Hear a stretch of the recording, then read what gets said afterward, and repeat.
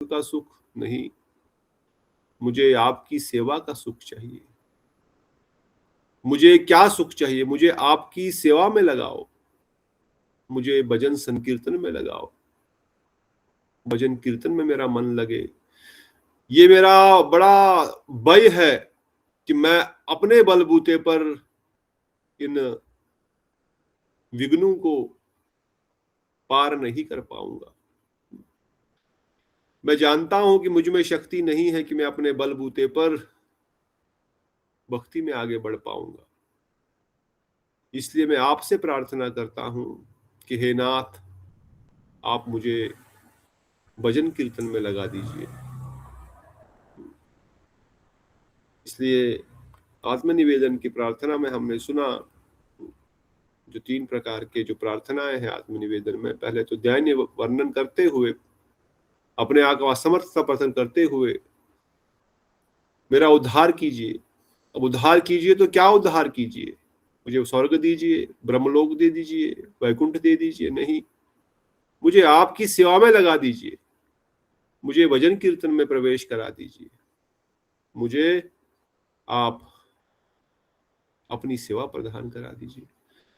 मेरा माया के आकर्षण से तो मन हटे तो फिर कहाँ चला जाए? ठीक है, तुमने कहा माया के आकर्षण मन हटा दो, हटा दूंगा, फिर कहाँ ब्रह्म सायुज्य में लीन हो जाओगे?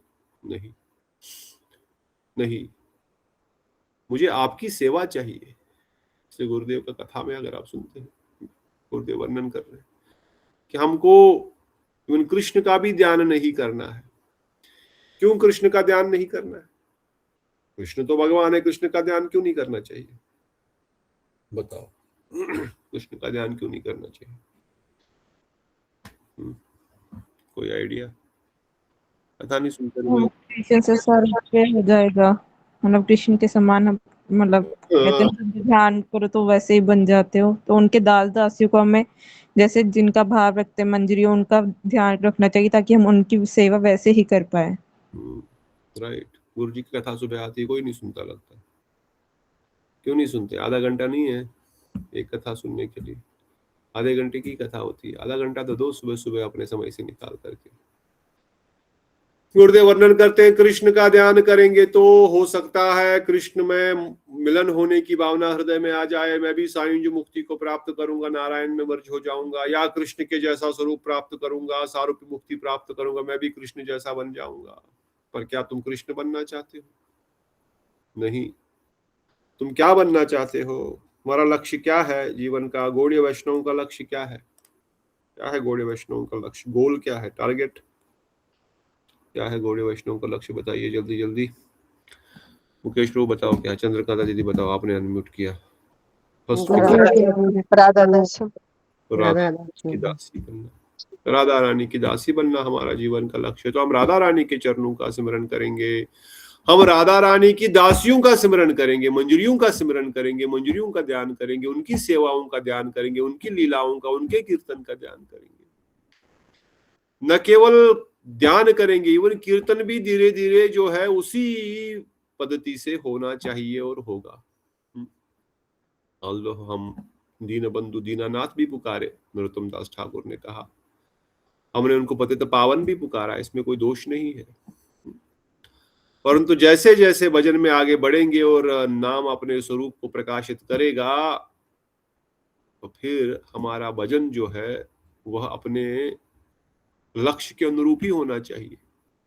प्रार्थनाएं भी और ध्यान भी और कीर्तन भी और आंतरिक सेवा भी, है ना? जैसा जैसा कीर्तन करेंगे वैसा तो स्वरूप प्रकट होगा। बात समझ रहे हैं कि नहीं? हरि नाम तो अनेक स्वरूपा, आपने सुना है ना भजन? किसी ने सुना है? हरि नाम तो अनेक स्वरूपा, यशोदानंदन कंस निसूदन, नंद तनय रस कूपा, हरि नाम तू अनेक स्वरूपा। क्या किसी ने सुना है कि नहीं सुना है? ना तो बोलो। नहीं सुना? सुना है प्रभु जी। क्या बोला है इस भजन में? हरि नाम तेरे बहुत सारे स्वरूप है, हरि नाम जो है तुम्हारा स्वरूप बहुत विस्तारित है, एक स्वरूप नहीं है तुम्हारा। ये हरि नाम क्या है? यशोदा नंदन भी है, नंद नंदन भी है, गोपीजन वल्लभ भी है, राधा नायक भी है, नागर भी है, श्याम भी है। पर मेरे लिए किस स्वरूप को प्रकट करोगे? नंद नंदन के स्वरूप को। किस रूप में? गोपीजन वल्लभ के रूप में। नहीं, जय जय राधा रमन हरि बोल, राधा रमन के रूप में। न कि अगर हम भजन गाएंगे राधे राधा गोपाल जय राधा गोपाल, राधा गोपाल जय राधा गोपाल, ठीक है। अब गोपाल तो चलो चल भी सकता है, और कोई थोड़ा सा भजन गाते हैं, कई बार हम शब्द आते हैं जिसमें भगवान का बाल्य रूप का वर्णन है, जैसे माखन चोर। अब गोपी माखन चोर शब्द, राधा माखन चोर शब्द कोई मैच नहीं है। नाम जब प्रकाशित होगा तो इसमें किसी प्रकार की स्फूर्ति नहीं होने वाली है। या यशोदानंदन शब्द में भी अगर गोपालक बाल के रूप में हम देखेंगे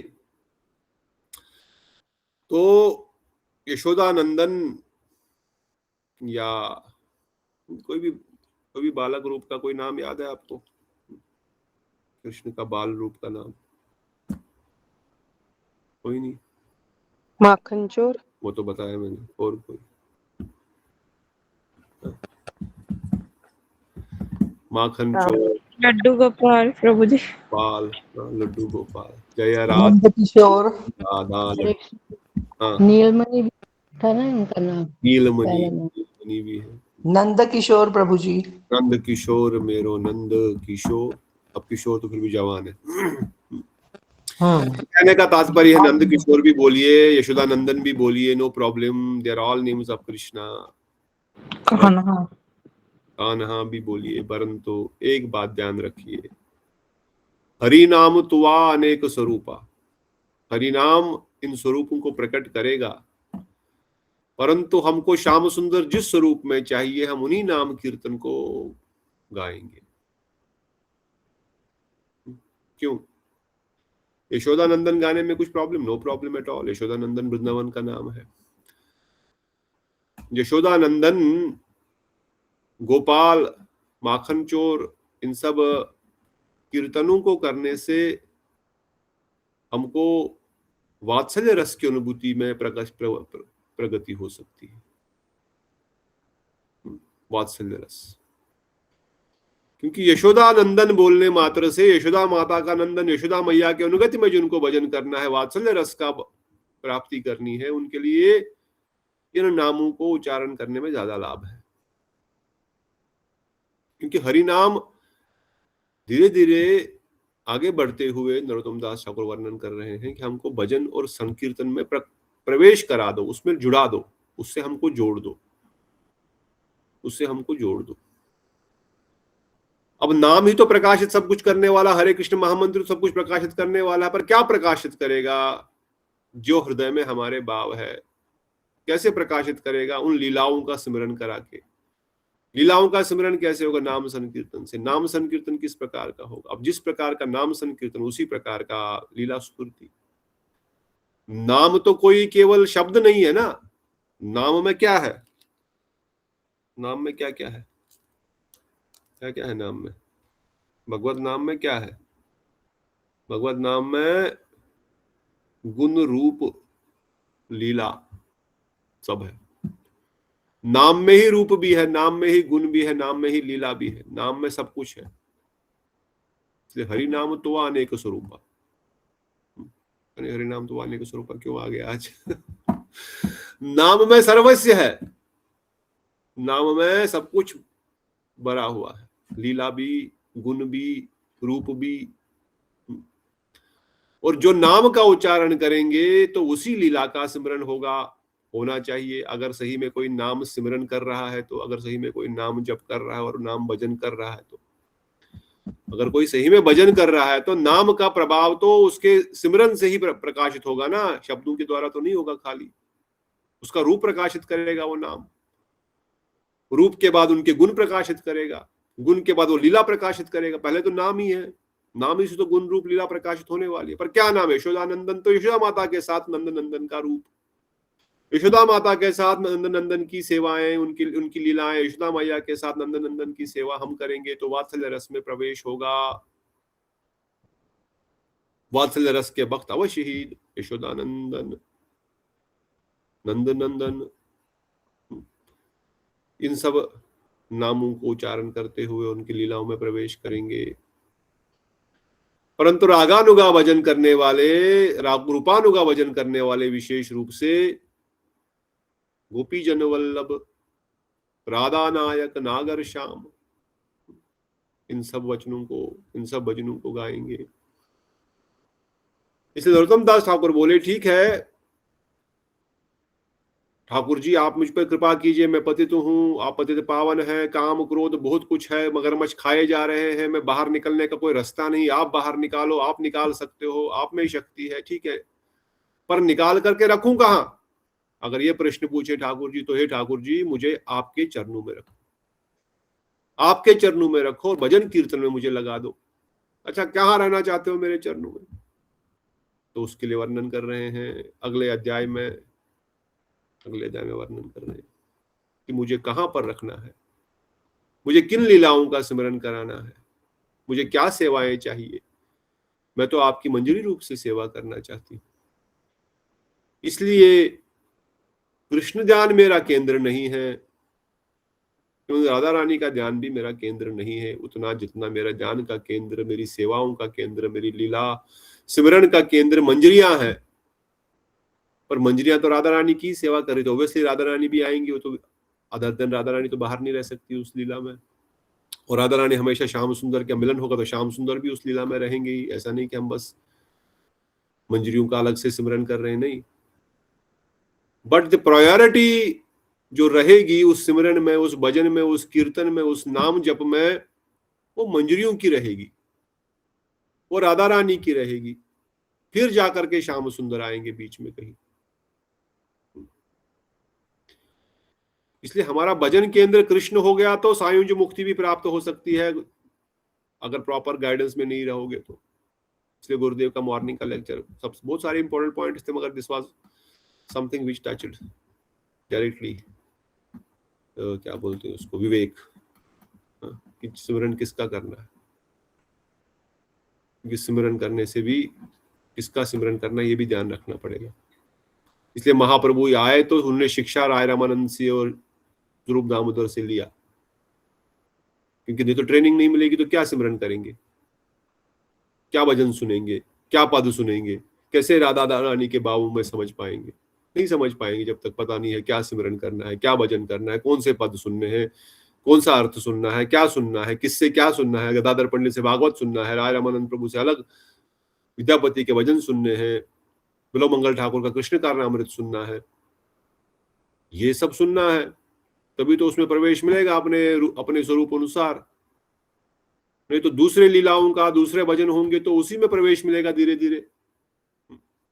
अभी तो अनर्थ निवृत्ति की स्टेज है, चलो ठीक है, मगर गुरुदेव के ये वचन भी याद रखना है, अनर्थ निवृत्ति के साथ साथ अर्थ प्रवृत्ति का भी ध्यान रखना है भाई। खाली घास निकालने के लिए नहीं बैठे हम यहाँ पर, पेड़ को पोषण भी देना हमारा काम है, उसको खाद पानी भी देना है। खाली घास निकालो साइड साइड से बस होता गया काम, वो नहीं चलने वाला, उसको खाद पानी पोषण नहीं दोगे तो। इसलिए अर्थ प्रवृत्ति के ऊपर थोड़ा सा केंद्र करो कि मेरा भजन किसकी ओर जा रहा है, मेरा नाम जप में सिमरन किसकी ओर जा रहा है, मेरा केंद्र कौन है भजन का, मेरा सिमरन का केंद्र कौन है।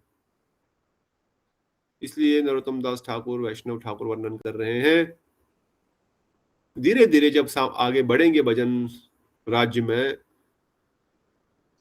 तो इन वृंदावन के भी नामों का उच्चारण, तो हम प्रमुख नाम बोल रहे हैं, प्रमुख नाम में भी फिर और डीप जब अंदर जाएंगे तो उन प्रमुख नामों में भी अपने सेवा लीला स्वरूप की इच्छा वाला, आई नो कोई बोलेंगे कि हमारा स्वरूप तो पता ही नहीं, पर हमारे गुरुवर्गों ने जिस रूपानुगा विचार, महाप्रभु जिस चीज को देने आए उसमें हम जुड़े हुए हैं, तो उसी अनुरूप हमारा साधन भजन सिमरन होगा, सेवा भी होगी। इसलिए दैट इज गोपी जन वल्लभ, दैट इज राधा नायक, that is Radha Madhav, that is Kunj Bihari. उसमें वो यशोदानंदन, नंदन नंदन के भावना को भी at that stage it will take secondary stage. हाँ, वो कृष्ण जो है राधा यशोदा मैया का पुत्र है, that is the only mood when we are singing. But when we are singing Yashodanandan, Nandanandan, तो यशोदा मैया का ही ध्यान आएगा। यशोदा मैया के साथ कन्हैया क्या कर रहे हैं, उन्हीं लीलाओं का सिमरन होना चाहिए। और आदर होगा, क्योंकि नाम ही तो लीला गुण रूप का सिमरन कराएगा। पर हमको उधर क्या करना है, वो उनकी गोद में बैठ करके दुग्ध स्तन पान कर रहे हैं, या नंद बाबा अपने हाथों से खिला रहे हैं। That is not our core लीला सिमरन। इसलिए हेठ गोविंद, आप मुझे सुखी कर दीजिए।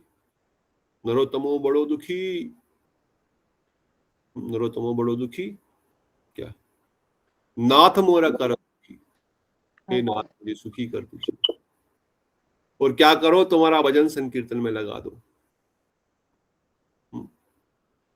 मेरा दूसरा कोई उपाय नहीं है। मैं बाई है, मुझे डर है कि कहीं फिर से माया तो मुझे घेर ले, मैं फिर से कहीं माया के चक्कर में न फंस जाऊं। इसलिए आप माया को दूर करके मुझे भक्ति के रास्ते पर आइए। वैष्णवगण वर्णन कर रहे हैं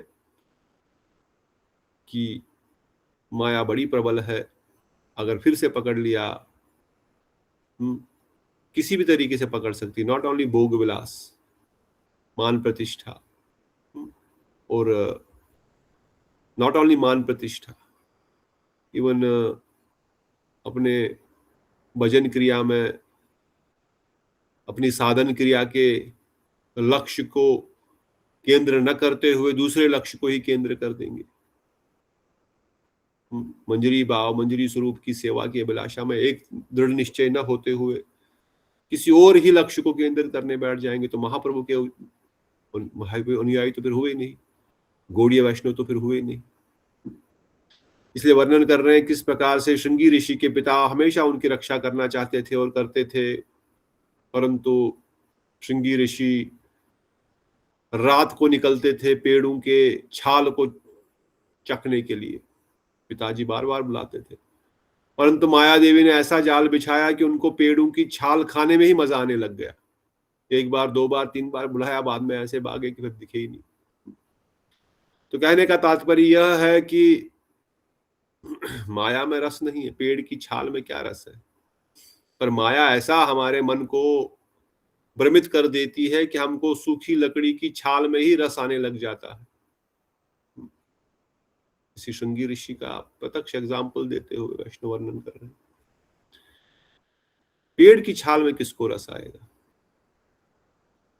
पेड़ की छाल, समझो आपने लकड़ी का टुकड़ा तोड़ा और उसको चबाने लग गए, बड़ा मजा आ रहा है, नरम नरम, पर क्या मजा हो सकता है उसमें? पर माया ऐसी है कि उसी को मीठा बना रही है, उसी में मिठास आ रही है, उसी के पीछे भाग रहा है। जड़ संसार में, जड़ मतलब डेड, जड़ मतलब जिसमें कोई रस नहीं है, जो सूख करके कांटा हो चुका है, उस लकड़ी में क्या रस है? उसी प्रकार जड़ वस्तुओं में क्या रस है? जो शरीर बना ही है मलमूत्र से, प्रैक्टिकली देखा जाए तो। नरोत्तम दास ठाकुर वर्णन करते हैं, शुक्रेरा कीट मुई से लगिष्ठ। जो विष्ठा में, जो मलमूत्र में जो कीड़ा है, वो मेरे से अच्छा है। तू मेरे से अच्छा है, तू मेरे से अच्छा है। नरोत्तम दास ठाकुर तो महाभागवत पर हमको शिक्षा दे रहे हैं। ये मल का कीड़ा कम से कम मल को खा करके साफ तो कर देता है मल को। मैं तो खाता हूं, आधा मल त्याग देता हूं और बाकी मल अंदर शरीर में पड़ा रहता है, जिससे मेरा शरीर चल रहा है। मैं तो मल ही ना, जो खाया पिया उसमें से खून बन गया, कुछ बन गया, बाकी सब चीजें बन गई। जो काम, जो आधा मल था वो बाहर आ गया सुबह आकर के, बाकी जो मल बचा रहा उसके द्वारा शरीर चल रहा है। बढ़िया। तो शुक्रेरा विष्ठा का कीड़ा बोलता, अरे मैं कम से कम इस मल को खा करके साफ तो कर रहा हूं। तू क्या कर रहा है? तू मल त्यागता है और बाकी मल से दूसरे मल की ओर आकर्षित होता है। इसलिए कहते मैं तो माल के कीड़े से भी गया गुजरा हूं। क्यों? क्योंकि मेरा आकर्षण मल की ओर ही है। खा तो प्रसाद रहा हूं, प्रसाद खाया और सुबह उसको मल बना देता हूं, सुबह उसको गंदा कर देता हूं, मेरे पेट में जाकर के गंदा हो जाता है, मल के रूप में बाहर आ जाता है। खाया तो प्रसाद था, प्रसाद को भी मैंने मल बना दिया। छी, कैसा शरीर है, प्रसाद को मल बना दिया। पर ये कीड़ा कम से कम ये मल को खा रहा है, ये मल को खा रहा है, मल तो नहीं बना रहा है, मल को खा रहा है, साफ कर रहा है। तो मेरा शरीर कितना गंदा है, कितना गंदा है मेरा ये शरीर। और इन्हीं शरीरों के प्रति मेरी आकर्षित है। इसी शरीर के लिए मैं निरंतर सुबह शाम लगा रहता हूं, सजाने के लिए, पालन पोषण करने के लिए, स्वस्थ रखने के लिए। इसलिए कहते हैं अगर आप मुझे अपने आप से दूर करेंगे तो माया देवी मुझे पकड़ लेगी। इसलिए मुझे एक क्षण के लिए भी भजन से दूर नहीं करना। अगर दूर किया तो मुझे माया से कौन बचाएगा? इसलिए भजन ही मेरा जीवन और प्राण है। इंद्रिय भोग की इच्छा बड़ी शक्तिशाली है,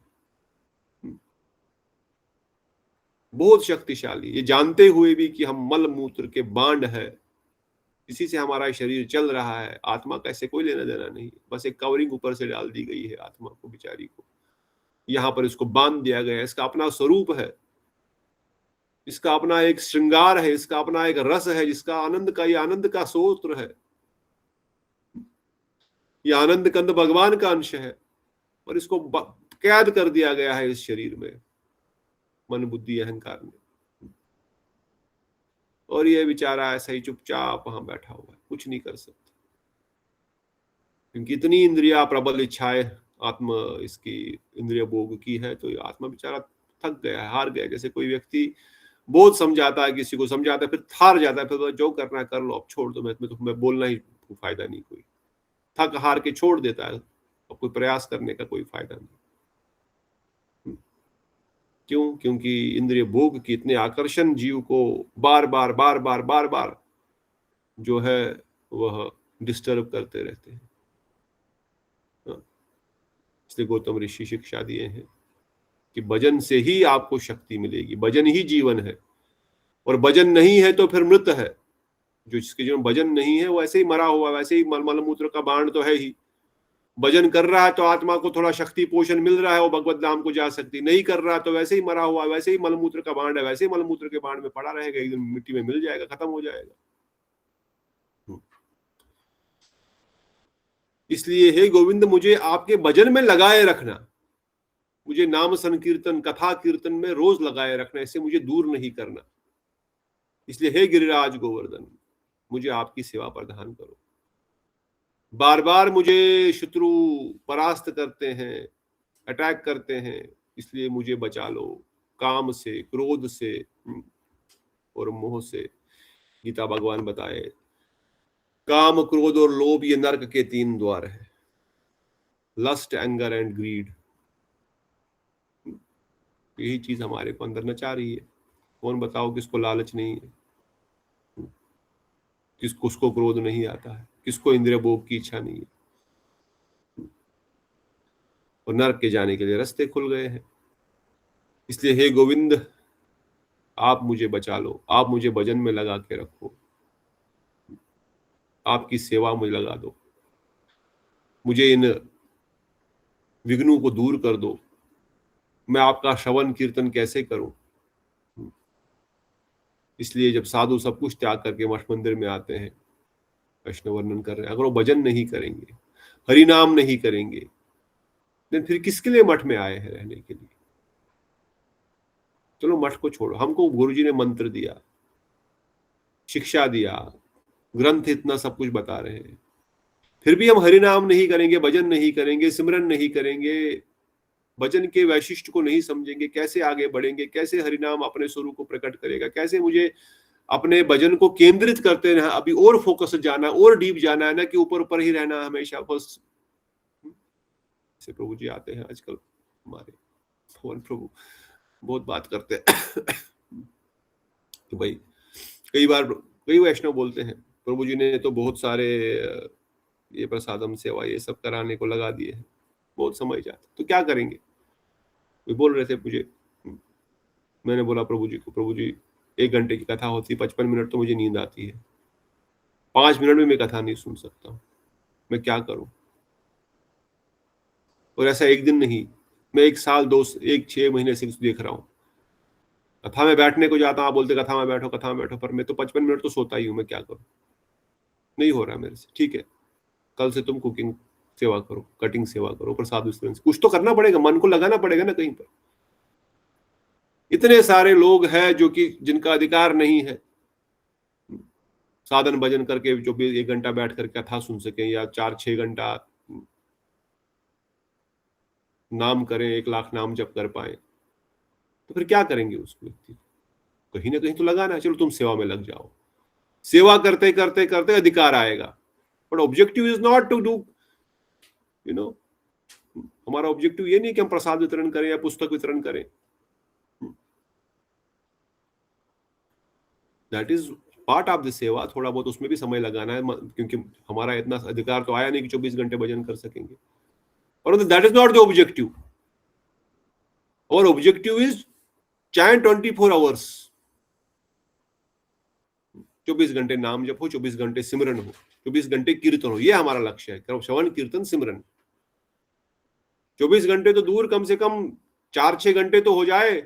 3 लाख तो दूर, 1-2 लाख, नहीं तो 1 लाख माला तो हो जाए। गुरुदेव की कथा में बोले 1 लाख नहीं तो आधा लाख तो करो, ठीक से तो करो, कम से कम थोड़ा नाम भी करो। तो अगर नहीं करोगे तो आत्मा को भोजन कैसे मिलेगा, कौन बचाएगा, फिर माया पकड़ लेगी, घर संसार पुत्र परिवार, बस कृष्ण छाड़िया जीव भोग वांछा करे, निकट से माया देवी जापुटिया दरे। कृष्णदास कविराज चैतन्य चरितामृत। भगवान को छोड़ करके कृष्ण छाड़िया जीव भोग वांछा करे, भोगों को प्राप्त करने की इच्छा करता है, भोग के पीछे भागता है। मैं भोग करता हूँ, थोड़ा सा एंजॉय करता हूँ संसार में इन इंद्रिय भोगों को। वेरी गुड माया देवी सिंह, वेलकम। मैं तो यही चाहती थी कि तुम्हारे हृदय में भोग की भावना प्रकट हो जाए, यही तो मैं ढूंढ रही थी कब से, कहाँ था तू इतने दिनों से, आजा। निकट से माया देवी, बगल में ही बैठी है, कहीं दूर नहीं है।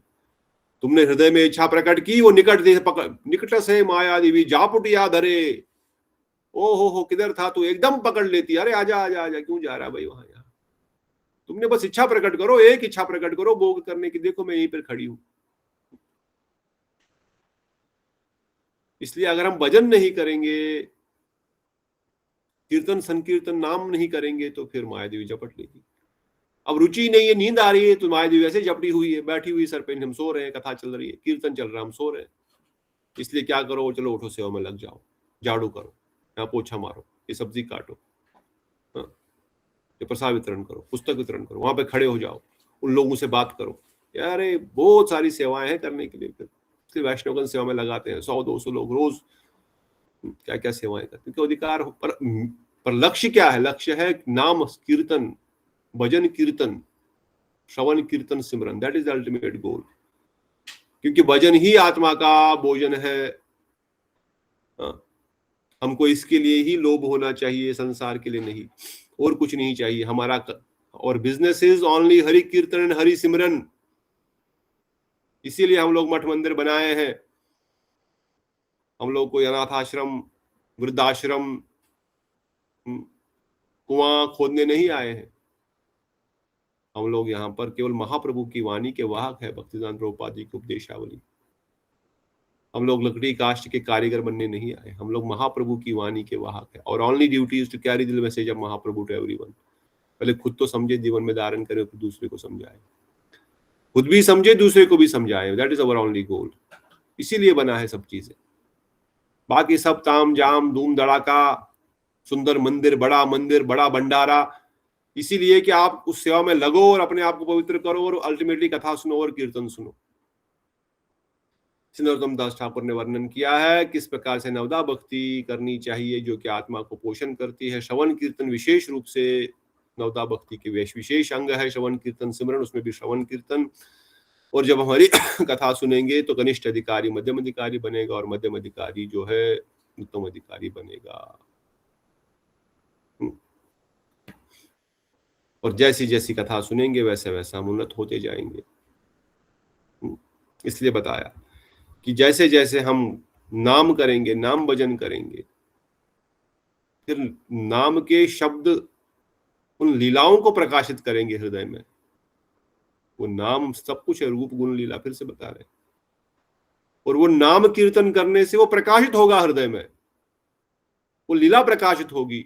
लीला प्रकाशित होगी तो उसमें प्रवेश करने की प्रवृत्ति होगी। इसलिए वो नाम संकीर्तन भी हमारे लक्ष्य के अनुरूप ही हो, वो सेवाएं भी हमारे लक्ष्य के अनुरूप ही हो। नवदा भक्ति में अर्चन, वंदन, पादुक, साखी निवेदन, अर्चन आदि भी उसी के अनुरूप भी हो, उसी के अनुरूप है। हाँ, साख्य रस में रहना तो साख्य रस के अनुरूप ही करो। कोई वही नहीं कर रहा है कि आप मंजरी में ही करो भाई। वात्सल्य तो वात्सल्य में ही करो ना, कोई प्रॉब्लम नहीं, उसी में करो। ठाकुर जी की सेवा हर mood, everyone is available, everything is available there, ऐसा कोई गलत नहीं है। But then let me be very fix, this is my seva, this is my mood, this is my bhajan, this is what I want to do. यही मेरा, इसी में मेरी टेंडेंसी, इसी में मुझे अच्छा लगता है, यही मेरा स्वरूप है, no problem. But slowly slowly नाम के प्रभाव से ये सब चीजें हमको समझनी पड़ेंगी और फिर ऐसे केंद्र करना पड़ेगा। इसलिए ये हरि कथा के द्वारा अधिकार, कनिष्ठ मध्यम उत्तम अधिकारी, फिर उस प्रकार से उन्हीं के भावों को। इसलिए गुरुदेव हमेशा कहते थे, भक्तिवेदांत प्रभुपाद जी बोले, we do not have to remain कनिष्ठ always। हमको हमेशा कनिष्ठ अधिकारी बन के नहीं रहना है, कनिष्ठ अधिकारी बन के नहीं रहना, हमको धीरे धीरे मध्यम फिर उत्तम अधिकारी बनने का प्रयास करना है। इसलिए जैसे उत्तम महाभागवतों से हमारी कथा सुनेंगे हृदय में, वह हमारे हृदय को परिवर्तित करेगी। परंतु कितना हम उनके वचनों को हृदय में धारण करना चाहते हैं, कितना उनके वचनों को समझना चाहते हैं, कितनी हमारी शक्ति है उनके वचनों को धारण करने की। कहते हैं ना, शेर के दूध को निकालने के लिए, एक शेरनी के दूध को निकालने के लिए सोने का पात्र चाहिए, नहीं तो साधारण पात्र ले जाएंगे तो उसमें छेद हो करके वो जल के राख हो जाएगा। मगर अगर सोने का पात्र हो तो उसमें छेद नहीं होगा। तो जैसा अधिकार है वैसे ही हमको सत्संग भी प्राप्त होता है। ऐसा नहीं कि सत्संग हमको, कई लोग बोलते हैं अरे हमको तो रसिक वैष्णव चाहिए थे, महाभागवत चाहिए थे। अवश्य चाहिए सबको महाभागवत, परंतु समय के साथ मिलेगा। जैसे पहले नरोत्तम दास ठाकुर बताए ऊपर की श्लोकों में, एक नर्सरी क्लास के बच्चों को पढ़ाने के लिए पीएचडी टीचर को रिक्रूट करने के प्रिंसिपल नहीं आता है पढ़ाने के लिए, उनके लिए प्राइमरी किड्स स्कूल के वो टीचर ही पढ़ाए थे, प्रिंसिपल को आना नहीं पड़ता उनको पढ़ाने के लिए। सो हमारे अधिकार के अनुसार भगवान चेतु गुरु हृदय में हमारे लिए सत्संग अरेंज कर रहे हैं। अधिकार बढ़ेगा तो संग भी ऑटोमेटिकली बढ़ेगा। ऑटोमेटिकली हमारे सामने ऐसे ग्रंथ प्रकाशित हो रहे हैं और ऐसे ऐसे गुरु वैष्णव की कथाएं भी प्रकाशित हो रही है कि हम ऑटोमेटिकली थोड़ा आगे बढ़ते जा रहे, वहीं पर तो नहीं जहां पर आज से 2 साल पहले या 3 साल पहले या 10 साल पहले थे। तो गुरुदेव वैष्णवगण सब कुछ हमको दे रहे हैं। इसलिए अपने अधिकार के अनुसार आगे बढ़ते रहो, न कि एक ही जगह पर टिके रहो। इसलिए कनिष्ठ अधिकारी के अधिकार पे, वनितम अधिकारी के अधिकार पे जब कथा सुनेंगे तो वहां तक तो पहुंच ही पाएंगे, उतना भी बहुत बड़ी बात है। परंतु अपने अधिकार को बढ़ाते रहना है और अपने अधिकार को चेक भी करना है। ऐसा भी नहीं कि भाई हम लोग बोलेंगे रागानुगा या रूपानुगा या मंजरी भाव और साधन जीरो है। अभी तक हमको अपने इंद्रिय भोग के विषयों, अभी तक हम बेसिक नियम भी पालन नहीं करने के लिए तैयार है। तो रागानुगा भजन, रूपानुगा मंजरी भाव भजन कैसे होगा? थोड़ा तो अपना अधिकार बढ़ाना है। हम साधन भजन किस लेवल का कर रहे हैं?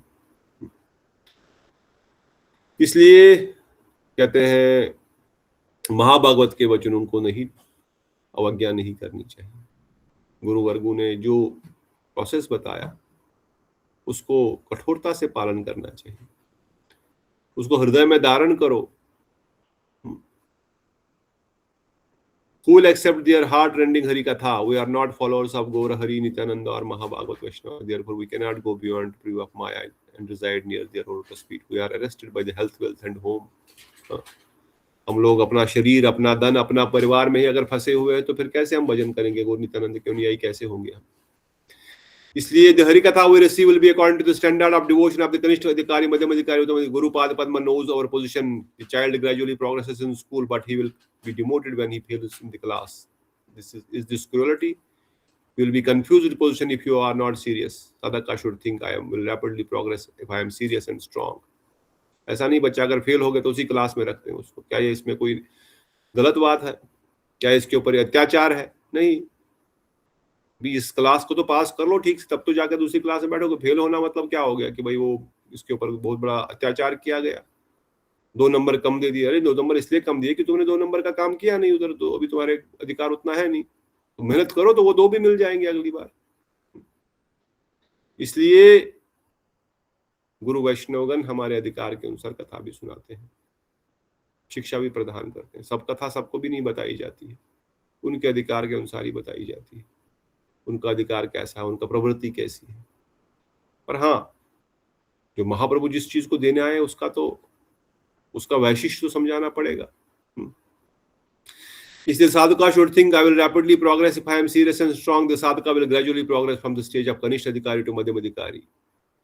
जब साधक अपने आप को सीरियसली भजन करेगा और दृढ़ करेगा अपने आप को, अपने साधन भजन के लिए दृढ़ होगा, नियम से सेवा करेगा, नियम से अपना नाम जप करेगा, नियम से अपना अष्टकम पढ़ेगा, नियम से अपना अर्चन करेगा, नियम से अपना भोजन का खान पीन का शुद्धि रखेगा, एक निष्ठ भक्ति करेगा शाम सुंदर की, क्यों नहीं बढ़ेगा आगे? कनिष्ठ से मध्यम का अवश्य आएगा और फिर धीरे उत्तम अधिकारी बन जाएगा। ऐसा नहीं फिर कनिष्ठ ही रहेगा हमेशा। मगर अगर हमारा अधिकार नहीं बढ़ाया, हमने अपने साधन भजन को नहीं बढ़ाया, तो फिर आगे नहीं बढ़ पाएंगे। फिर बोलेंगे गुरुदेव कृपा नहीं कर रहे हैं। अरे गुरुदेव कृपा कर रहे हैं और हमारा अधिकार नहीं बढ़ा रहे हैं। अगर by the mercy you will have taste of chanting Hari Naam and take part in Hari Naam Sankirtan, you will always have taste in Hari Seva, you will offer your heartfelt respects on the lotus feet of Sri Guru and Vaishnava. ये लक्षण होंगे। नाम में अच्छा लगेगा, कथा सुनना अच्छा लगेगा, वैष्णव सेवा करना अच्छा लगेगा। ऐसा नहीं कि खुद का मुख भी क्या बोलते हैं उसको, मुरझाया हुआ है और मरा हुआ जैसा है, और फिर दूसरे सामने वाले को देख करके भी वैसा ही होगा। नहीं, उत्साह रहेगा, उत्साह निश्चय धैर्य तत्त कर्म प्रवर्तनात्, ये नेचुरल रहेगा। साधन भजन जो करेगा उसमें उत्साह रहेगा ही रहेगा। वो दृढ़ निश्चय रहेगा कि मुझे भगवत प्राप्ति इस जन्म में करनी है, और वो उछल कूद नहीं करेगा, क्यों नहीं हो रहा, क्यों नहीं हो रहा, हो रहा है, थिंग्स आर मूविंग, यस, धैर्य है। और अपने भजन साधन की क्रियाओं में तत्त कर्म प्रवर्तनात्, he will be always engaged in the activities of bhajan. और संग त्यागा, कुसंग नहीं करेगा, सतोवृत्ति सत्संग करता रहेगा। बस अगर कोई डिस्टर्ब कर रहा है तो जोर जोर से अपना नाम जप करो। क्यों? वो व्यक्ति डिस्टर्ब नहीं कर रहा आपको, वो माया देवी देख रही है कैसे मैं इसको अपने जाल में फंसाऊं। वो व्यक्ति बेचारा तो केवल माध्यम है, वो तो बहाना बन रहा है। वो व्यक्ति नहीं बन, दूसरा कोई व्यक्ति बहाना बनेगा, कुछ और बहाना बनेगा। किसी न किसी बहाने से माया मुझे घेर रही है, पर क्या करूं मैं? जोर जोर से नाम जप करो,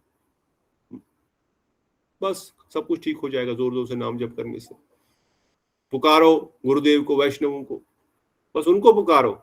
उस व्यक्ति से झगड़ा करने से कुछ नहीं होने वाला, उसको गाली देने से कुछ नहीं होने वाला। अपना नाम जप बढ़ाओ, अपने ठाकुर वैष्णव को पुकारो बस, क्योंकि तो माया का प्रलोभन है, माया इज टेस्टिंग। इसलिए वैष्णवगण वर्णन करते हैं आपको अपने आप को बचा के रखना पड़ेगा, आपको दृढ़ होना पड़ेगा, हमको स्ट्रांग होना पड़ेगा कि कोई मुझे गुरु वैष्णव से दूर तो नहीं कर रहा है, कोई मुझे भजन से दूर तो नहीं कर रहा है।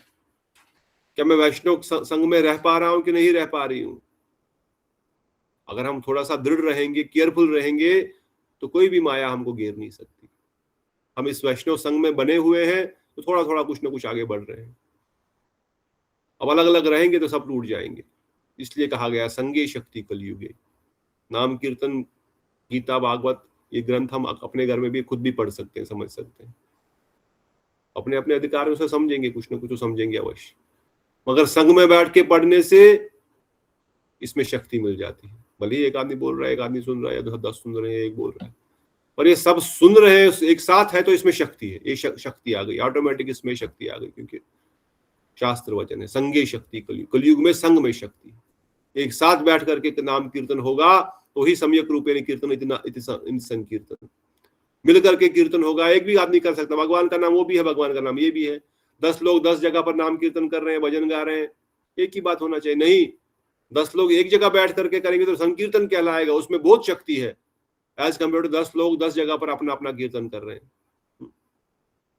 इसलिए संग में रहने का बड़ा वैशिष्ट है, सत्संग में निरंतर रहना है। इसलिए सबको कहते हैं, some Baba ji went to the house program, they were told many malpua, kachori, paneer, halwa would be distributed. Also donation and turbans will be given.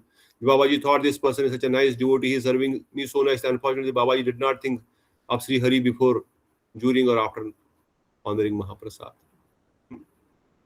कहते हैं किसी बाबा जी को जब बुलाया गया, उसने बोला ठीक है मालपुआ दिया जाएगा, कचौरी दिया जाएगा, बढ़िया है, दक्षिणा भी दी जाएगी।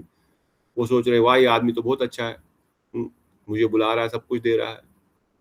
पर उनको ये ध्यान नहीं है, न तो पहले कि ये भगवान का महाप्रसाद है, भगवान की कृपा है, या तो प्रसाद खाते समय या प्रसाद खत्म होते। कल हम प्रसाद का डिस्कशन कर रहे थे ना उधर उस प्रोग्राम में। अरे प्रसाद की बहुत महिमा है, प्रसाद की बहुत शक्ति है। एक चम्मच प्रसाद तो करोड़ों यज्ञों के बराबर कहा गया है। अरे प्रसाद, जगन्नाथ जी का प्रसाद कुत्ते के मुख से भी गिर जाए तो उसको उठा के खाना चाहिए, नहीं सोचने कुत्ते के मुख से गिर के जूठा हो गया। चांडाल ने भी स्पर्श के तो भी उसको खाया जा सकता है। भगवान के प्रसाद में कितनी शक्ति, मगर जब हम खाते हैं तक प्रसाद देख करके उसको खाते हैं क्या?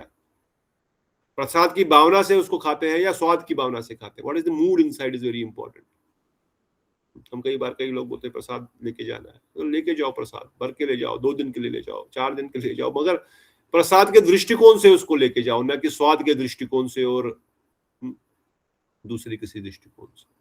जब बैठे भी थाली में तो प्रसाद देखो, ये ठाकुर जी का अमृत है, ये पेपर मैं ग्रहण कर रहा हूँ, इस भावना से। भले ही उसमें स्वाद है नहीं, स्वाद तो होगा तो और भी अच्छा है, क्योंकि ठाकुर जी तो लेंगे तो स्वाद तो होगा ही, परंतु भावना क्या है उस समय जब हम प्रसाद ग्रहण कर रहे हैं, जब खा रहे हैं? पेट भरना, जीवा का स्वाद, पेट को भरने का या थाली भरने का, व्हाट इज माय ऑब्जेक्टिव? इसलिए वर्णन करते हैं वो प्रसाद खाते समय भी या लेते समय भी, बनाते समय भी भावना किस चीज की है? कि भगवान की कृपा है, भगवान की कृपा है, भगवत कृपा ले रहा हूं मैं, ये भावना हृदय में जागृत रखनी है। ये प्रसाद खाने का, प्रसाद लेने का, प्रसाद पाने का, खाने प्रसाद तो खाया नहीं पाया जाता, इसकी सेवा की जाती, क्योंकि प्रसाद स्वयं कृष्ण गुरु जी का आया था, बीच में कथा छोटा सा। प्रसाद का सेवा होती, प्रसाद सेवन की है, सेवा की जाती है, प्रसाद खाया नहीं जाता, कृष्ण को खाया नहीं जा सकता। वन डे, एक दिन शांतिपुरे प्रभु अद्वैत करे, दुही प्रभु भोजन बोसिलो, शाक कोरी आस्वादन, प्रभु बोले भक्तगण यही शाक कृष्ण आस्वादिलो, हे न शाक आस्वादने कृष्ण प्रेम आसी मने, से ही प्रेम करो आस्वादना, जड़ बुद्धि परिहारी प्रसाद भोजन करी, हरि हरि बोलो सर्वजन। एक बार महाप्रभु और नित्यानंद प्रभु दोनों अद्वैत के घर में बैठे शांतिपुर में। महाप्रभु ने शाक जब खाया, जब साग खाया, जब हाक खाया, बहुत सुंदर, तब महाप्रभु बोले इसको भगवान श्री कृष्ण ने स्वाद किया है। If you taste this kind of shaak, love of shaak, इस प्रकार का साग खाएंगे तो कृष्ण प्रेम जागृत हो जाएगा, और जैसे उस महाप्रसाद को ग्रहण करेंगे हृदय में कृष्ण प्रेम उदित हो जाएगा। भौतिक बुद्धि, मंद बुद्धि, ये सब दूर हो जाएगी। महाप्रसाद ग्रहण करेंगे and you will call, just chant Hari Hari. तो ये भावना प्रसाद खाते समय, भगवान ने इसको ग्रहण किया, ये पॉइंट है। महाप्रभु वर्णन कर रहे हैं, शिक्षा दे रहे हैं कि महाप्रभु ने इसको ग्रहण किया है, ये भगवान ने इसको, कृष्ण ने, स्वयं तो भगवान है ही, ग्रहण तो कर ही रहे हैं, और बता रहे हैं भगवान ने इसको ग्रहण किया है। इससे महाप्रसाद, by honoring Mahaprabhu, you will spontaneously remember Sri Hari and his lotus and his holy name. जब आप महाप्रसाद को देखोगे ठाकुर जी का, ठाकुर जी ने इसको स्वीकार किया, ऑटोमेटिक ठाकुर जी का सिमरन आएगा। ये खाना नहीं है, भोजन नहीं है, महाप्रसाद है। महाप्रसाद के साधारण देखेंगे तो फिर भोजन बन जाएगा। इसने बनाया, उसने बनाया, फिर उसके दृष्टिकोण से कितना बढ़िया है, कितना मसाला है, कितना टेस्टी है, किसने क्या बनाया, रसगुल्ला है कि गुलाब जामुन है कि खिचड़ी है, क्या है, वो दृष्टिकोण रहेगा। परंतु प्रसाद के दृष्टिकोण से उसको देखेंगे तो कृष्ण सिमरन होगा, और कृष्ण सिमरन होगा, कृष्ण का प्रसाद के रूप में ग्रहण कर रहे हैं तो कृष्ण प्रेम हृदय में जागृत हो जाएगा। नहीं तो अगर इस दृष्टिकोण से देखेंगे, चलो प्रणामी कितनी मिल रही है, आज कहाँ किस घर में प्रोग्राम है, दक्षिणा कितनी मिलेगी इसलिए जाना है, तो फिर भजन नहीं होने वाला, भजन दूर चला जाएगा। इसलिए निरंतर भोग बनाते समय यही भावना है कि ठाकुर जी की प्रसन्नता के लिए, आप सब लोग तो जानते ही, और विशेष रूप से पाते समय हम लोग भूल जाते हैं, हम लोग स्वाद के अंदर फंस जाते हैं। पाते समय भी ये कॉशियस एफर्ट रहे कि ये ठाकुर जी के द्वारा स्वीकार किया गया है, इसलिए ये महाप्रसाद उनसे अभिन्न है, इसको मैं सेवा कर रहा हूं। यही भावना हृदय में कृष्ण प्रेम जागृत करेगी। इसलिए कहते हैं गोर पाहु ना बजिया मैनू, गोरा पाहु ना बजिया मैनू। नरोत्तम दास को प्रार्थना करते, मैंने गौरांग का भजन नहीं किया, प्रेम रतन धन हैला हराइनु। प्रेम रतन धन जो इस जगत में है, प्रेम देने वाला, मैंने वो भजन नहीं किया, मैंने उसको खो दिया, मैंने वृथा के चीजों में अपना समय बिता दिया और सही कृष्ण प्रेम को प्राप्त नहीं किया, और अपने दुष्कर्मों के कारण माया में डूबता रहा।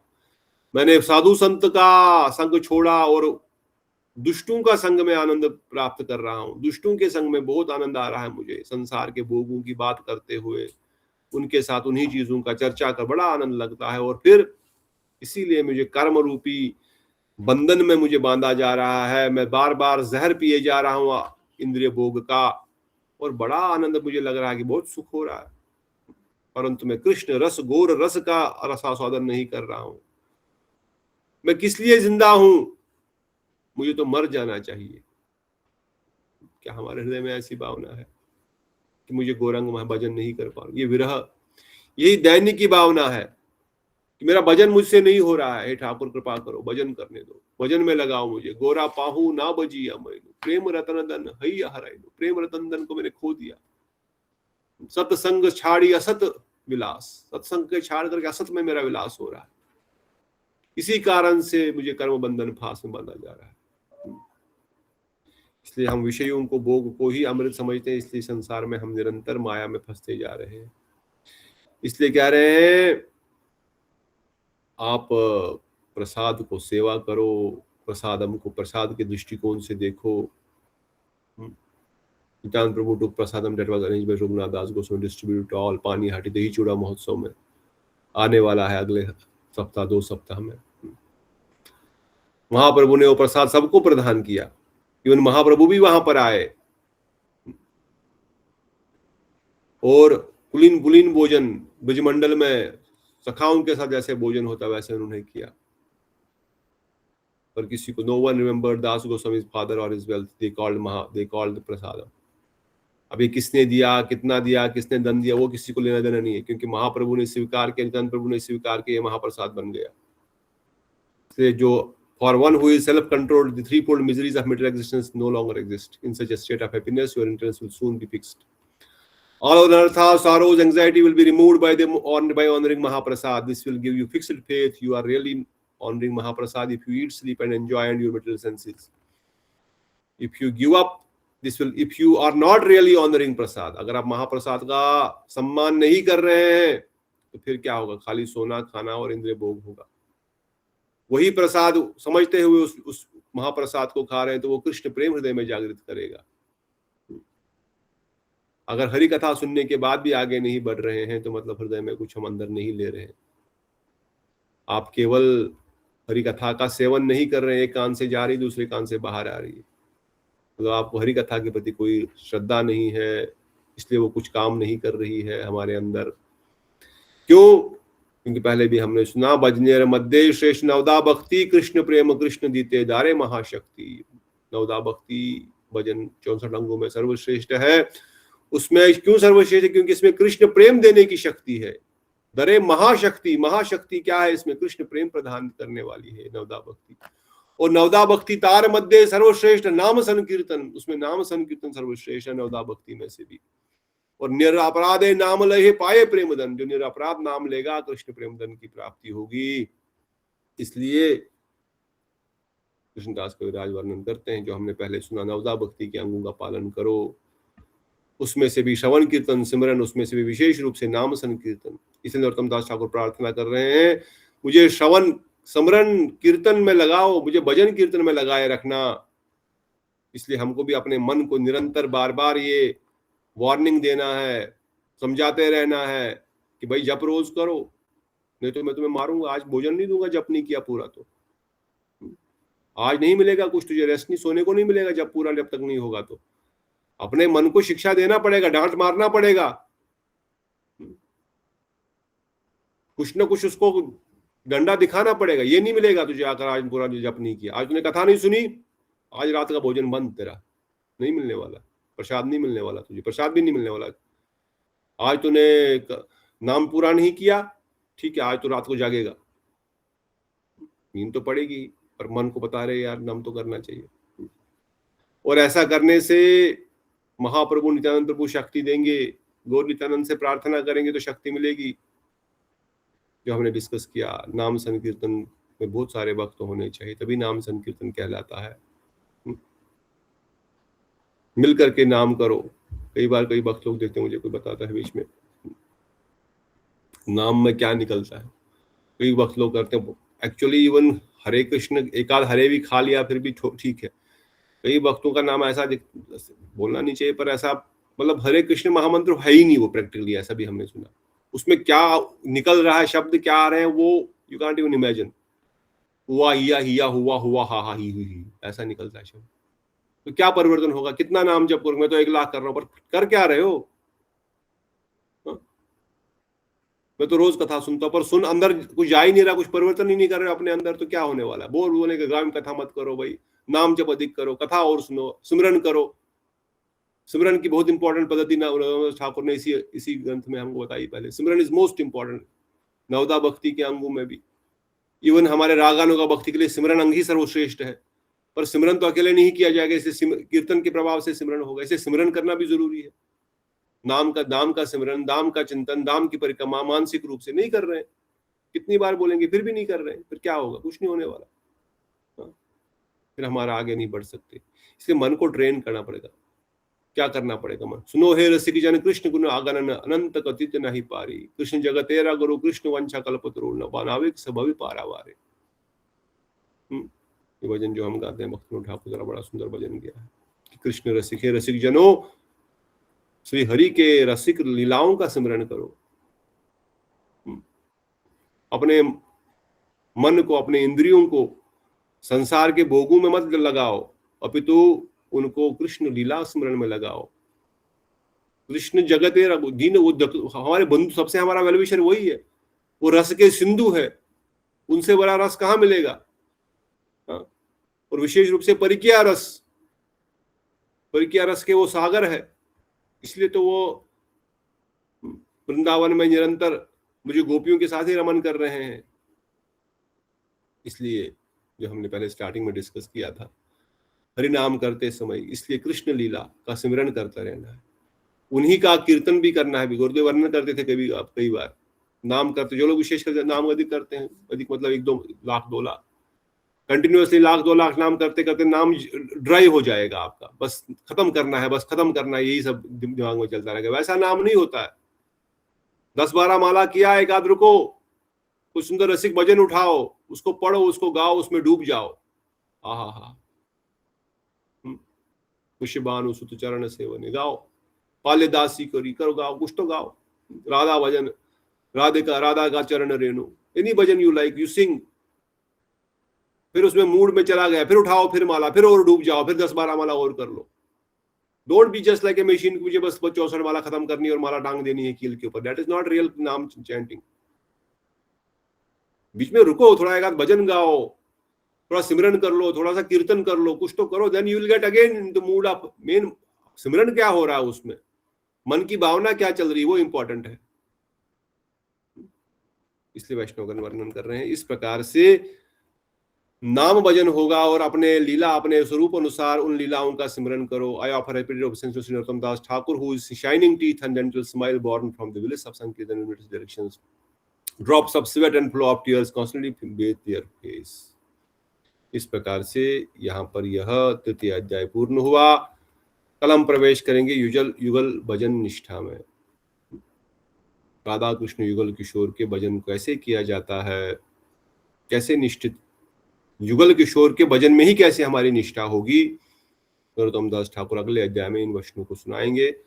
आज हमने सारांश में थोड़ा सा इंट्रोडक्शन तो क्लियरली दे ही दिया, ज्यादा इसमें हम बोलेंगे नहीं कि हमारा जप, हमारा कीर्तन करते समय मंजरी स्वरूप ही हमारा सेवा अभिलाषा है, मंजरी लीलाएं ही, युगल किशोर की सेवा ही हमारा एकमात्र लक्ष्य है। तो हर भजन के अंग में, नवदा भक्ति के अंग हो या 64 भक्ति के अंग हो, इन सब भक्ति के अंगों में अपने लक्ष्य को केंद्रित करते हुए श्रवण कीर्तन सिमरन को हृदय में धारण करेंगे, not just mechanically like a machine. जो हमारा लक्ष्य है उसके अनुरूप। Any questions are welcome. पूछिए। अभी जो अभी तो हमारा अनर्थ निवृत्ति भी नहीं हुई है, तो मंजरी भाव के भाव में रहकर स्मरण कैसे कर सकते हैं? अनर्थ निवृत्ति नहीं हुई है, इसीलिए हमको अर्थ प्रवृत्ति की ओर आगे बढ़ना है। मंजरी भाव में हम लोग स्थापित नहीं हो रहे हैं, हम लोग अपने लक्ष्य को केंद्रित कर रहे हैं कि हमको क्या चाहिए। अब कोई भजन कर रहा है, रोज भजन तो कर ही रहा है, बहुत अच्छी बात है, पर जब मैं जानता हूं हम महाप्रभु के अनुयायी हैं, महाप्रभु के संप्रदाय में आए हैं, हम लोग रागानुगा रूपानुगा वैष्णव है और यही हमारा लक्ष्य है, तो हमारा जो नाम कीर्तन है, जो हमारा जप है, जो हमारी सेवाएं हैं, जो हमारा मूड है, वो उसी के अनुरूप होगा, तभी वो प्रगति कराएगा। क्योंकि कुछ ना कुछ तो सिमरन करेंगे नाम करते समय। क्या सिमरन करेंगे? अगर हमको वैकुंठ जाना नहीं तो वैकुंठ का सिमरन क्यों करेंगे? क्योंकि नाम के साथ सिमरन भी इंपॉर्टेंट। क्योंकि गीता, बेसिक गीता के श्लोकों को भी पढ़ेंगे, समझेंगे तो भगवान ने हर जगह कहा जहां पर आपका मन लगा है उसी का रिजल्ट आने वाला है। अंतकाले च मामे सिमरन मुक्ता कलेवरम, जो अंतकाल में मेरा सिमरन करते शरीर को त्यागता वो मुझे प्राप्त करेगा। मन मना बहुमत भक्ता, मुझे मेरे भक्त बनो, मुझे अपने मन को दे दो। जहां पर भी आप देखो भगवान ने अपनी प्राप्ति का वर्णन किया, वहां पर उन्होंने कहा तुम्हारा मन कहां पर लगा, ना कि तुम्हारे शब्द कहां पर लगे हुए। अब मन में हमारा क्या विचार है, वैकुंठ का या भगवान के साथ विलीन होने का या अयोध्या में जाने का या उनको वात्सल्य रस में पूजन, कुछ तो विचार मन में आएगा, कुछ तो विचार मन में होगा ना। मन खाली तो होगा नहीं, या तो मन कहीं नाम कुछ चल रहा और मन कहीं और होगा, लंदन में पहुंच गया, वो अलग बात है। पर जो लोग नाम भजन करते करते सिमरन पद्धति में घुसने का प्रयास कर रहे हैं धीरे धीरे, उनके लिए बताया गया है कि अपने लक्ष्य के अनुसार सिमरन करो, अपने लक्ष्य के अनुसार भजनों को पढ़ो। एक तो हो गए दैन्यमय भजन जो हमने पहले पढ़े, गोपीनाथ मम निवेदन सुनो, विषयी दुर्जन सदा कामरत नहीं मुझे पुनु, ये तो हो गया, मुझे दुर्जन हूं, मुझे कृपा करो। वैष्णव ठाकुर दया रसाकर एदा से करुणा कर, ये भी भजन हम गा रहे हैं, मुझ पर कृपा करो। 6 वेग दोमी 6 दोषी शुद्धि, यहाँ पर अनर्थ निवृत्ति की हम प्रार्थना कर रहे हैं। पर अनर्थ निवृत्ति की प्रार्थना के साथ ठीक है, भगवान कहते ठीक है आप तुम्हारा कृपा, तुम पे कृपा कर रहा हूं मैं, पर चाहिए क्या तुमको, उसके लिए बताना पड़ेगा ना मुझे क्या चाहिए। पाल्य दासी करी ललिता सुंदरी, मुझे पाल्य दासी बनाओ अपनी, मुझे चाहिए क्या है, मुझे निकालो यहां से, पर रखो कहां पर, सायुंज दे दो, आरोपी दे दो, सालों की दे दो, नहीं, मुझे पाल्यदासी करी ललिता सुंदरी हमारे लैया कबे, कब मुझे पाल्यदासी बनाएगी ललिता सुंदरी, ये मेरी अभिलाषा है, ये मुझे चाहिए। इसलिए अनर्थ निवृत्ति के साथ साथ अर्थ प्रवृत्ति भी करना बहुत जरूरी है। जगत गुरु भक्ति सिद्धांत रूपाल जी वर्णन किए हैं, जो भक्तगण, आप सब भक्तगण जो कि बहुत समय से भजन मार्ग में लगे हुए हैं, क्योंकि आप सब लोग 10 साल 15 साल से ज्यादा ही है, मैं जानता हूं जो भी यहाँ पर है। अनर्थ निवृत्ति के साथ साथ अर्थ प्रवृत्ति, अर्थ प्रवृत्ति मतलब हमारा जो अर्थ है, जो हमारा गोल है, जो हमारा लक्ष्य है, उसको भी केंद्र करना पड़ेगा। अनर्थ क्या होते हैं? अनवांटेड चीजें, इसको बोलते हैं अनर्थ।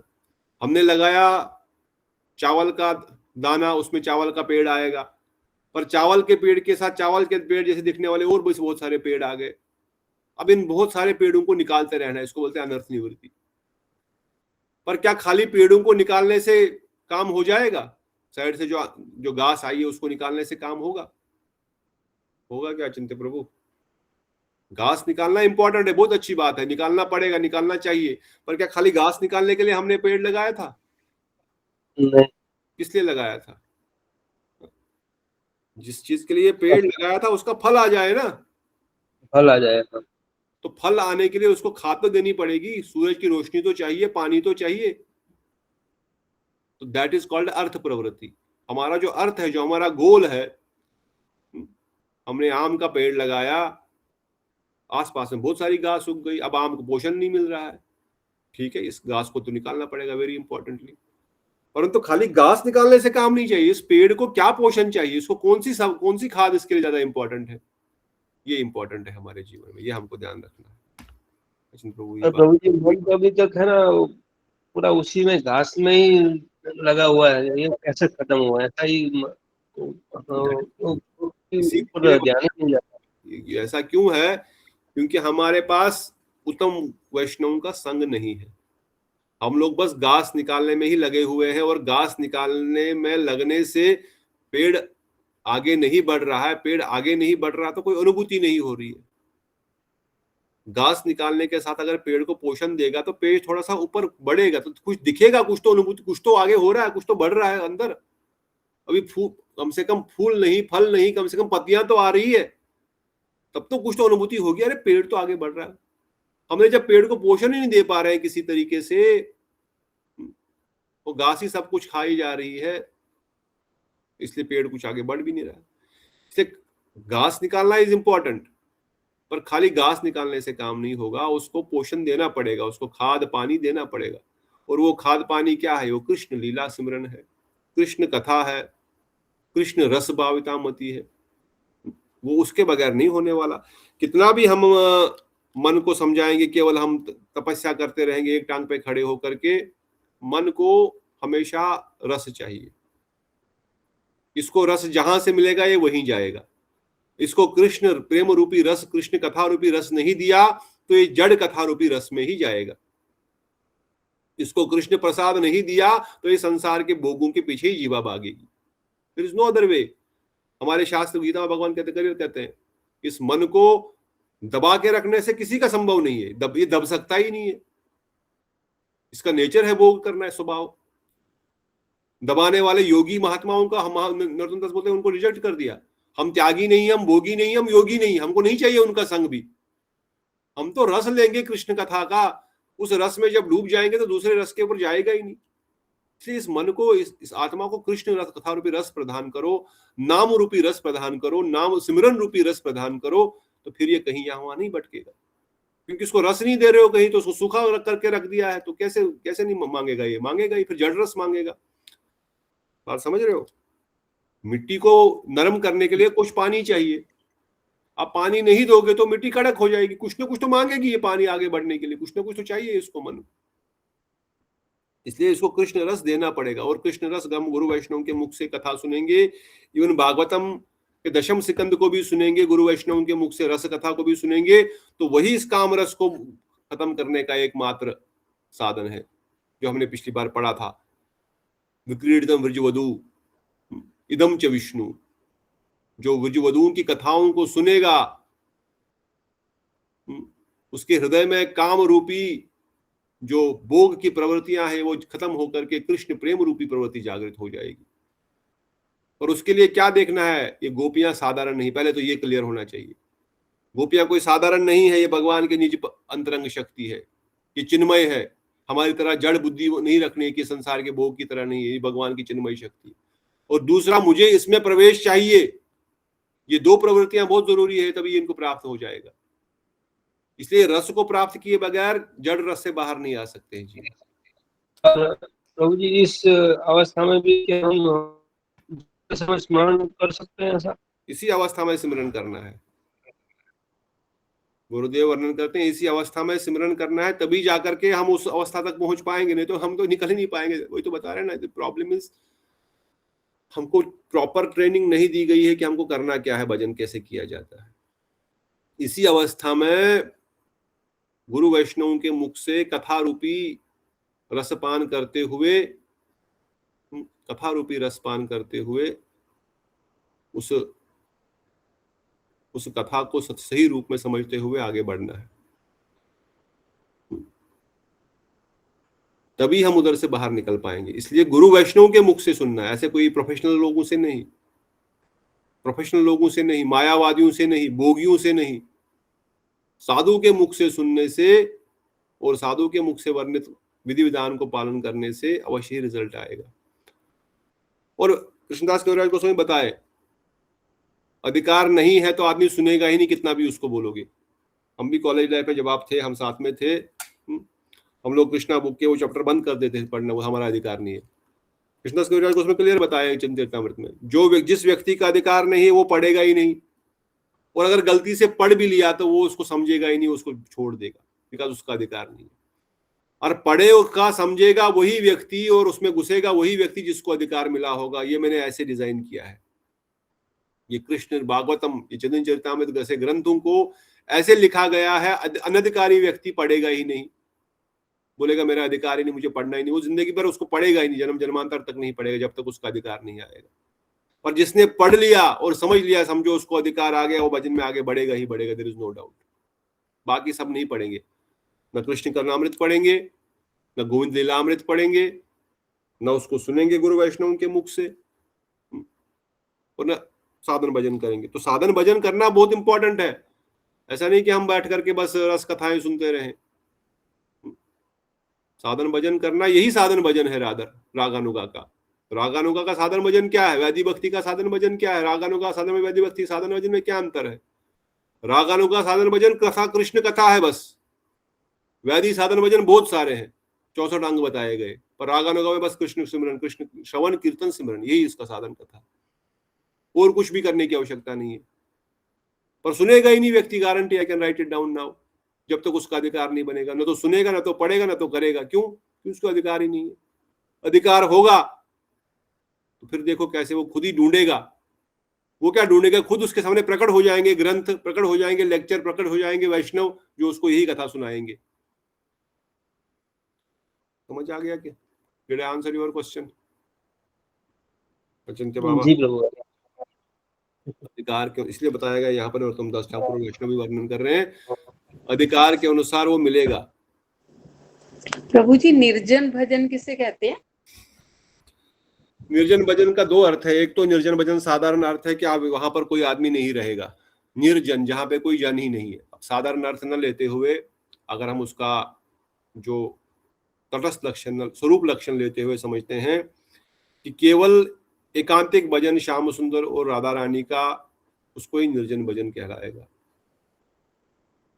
साधारण दृष्टिकोण से हम दूसरा किसी का भजन नहीं करेंगे, केवल राधा कृष्ण का भजन करेंगे। और भी साधारण दृष्टिकोण से जहां पर कोई नहीं होगा वहां पर भजन करेंगे, चुपचाप एकांतिक भजन करेंगे। और डीप एस्पेक्ट ले लेंगे तो केवल राधा गोविंद का, मंजरियों का, उनके अनुगत्य में, गुरुदेव के अनुगत्य में भजन होगा। एक निष्ठ एकांतिक भजन जिसमें दूसरा कुछ नहीं होगा, जिसमें धर्म अर्थ काम मोक्ष भी नहीं होगा, वही निर्जन भजन है साधारण दृष्टि, जनरल शॉर्ट में। बस न केवल एकांतिक बल्कि बाकी चीजों से, जिसमें कर्म का, ज्ञान का, ये सब मिश्रण भी नहीं होगा, इसमें योग का, त्याग का मिश्रण भी नहीं होगा, केवल भक्ति और भगवत प्रेम का ही एकमात्र लक्ष्य जिसमें होगा। और यस, एक्सटर्नली थोड़ा एकांतिक भी होगा जिसमें बहुत सारा जन समुदाय हो, ये सब ये सब नहीं होगा। परंतु वैष्णव होंगे। निर्जन भजन का अर्थ ही नहीं कि हम वैष्णव से भी दूर हो जाए, वो निर्जन भजन नहीं है। वैष्णव के संग में भजन ही निर्जन भजन है, ठीक है ना? संसारी जन कुसंग का उसमें नहीं होगा प्रवेश, दैट इज कॉल्ड निर्जन भजन। और कोई प्रश्न? प्रवीणा दीदी, मैंने आपके प्रश्न का उत्तर दिया, आशा करता हूँ। संक्षेप में, डिटेल में कभी जाएंगे इस टॉपिक पे। और कोई प्रश्न किसी का? बिफोर वी कंक्लूड, समय तो अधिक हो गया। और भी प्रश्न है तो कल लेंगे। आज के लिए समय को, वाणी को विराम देते हुए, समय का रेस्पेक्ट करते हुए हम यहाँ पे रुकेंगे। और नरोत्तम दास ठाकुर की कृपा याचना के लिए कल हम युगल भजन निष्ठा में प्रवेश करेंगे। इन्हीं वचनों के साथ बोलो श्री राधा गोविंद गोपीनाथ मदन मोहन ललिता विशाखा जू की जय। समस्त मंजरी समस्त वृंद की जय। अनंत अनंत कोटि वैष्णव वृंद की जय। श्रील प्रभुपाद की जय। गुरु महाराज की जय। राधा आनंद प्रभु की जय। दयाल हरि की जय। राम की जय। नवदीप माया राम की जय। अनंत अनंत कोटि वैष्णव वृंद की जय। नित्याई हरि हरि बोल। हरे कृष्ण